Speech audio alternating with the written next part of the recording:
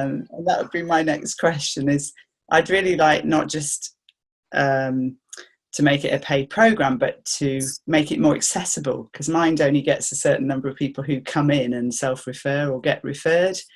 And the area that I'm working in, Llanelli down in West Wales, I just feel like this would be really nice if programs like this were available to the wider community as well. So that's, to answer your question in the email, Jacqueline, that's my next question. How do we roll it out a bit more? I love what you shared there. Thank you so much for sharing that, because I think that people can start to see there's a theme that there's some certain things here that's a theme. It is that case of doing it. To answer your question directly, so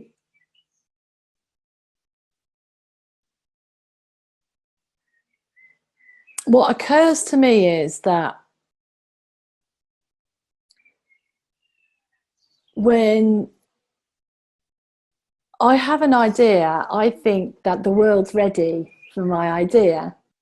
And so I start to have I start to sort of look for ways of the world receiving my idea and having my time frame on it, and what resources I think might be needed for that idea, and so on and so forth.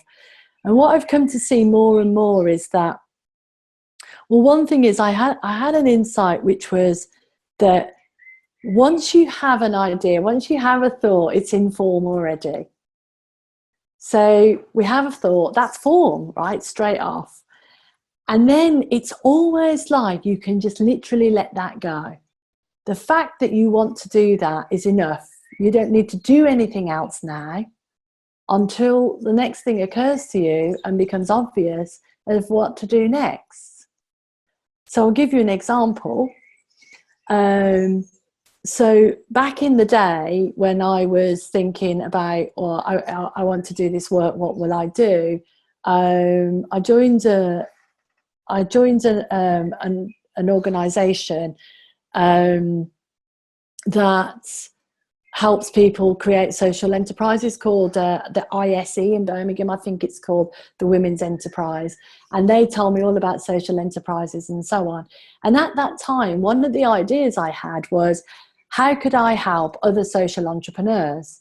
Because I realised that many people wanted to change the world, but didn't have maybe some of the background that I had, maybe they hadn't run other businesses and so on and so forth.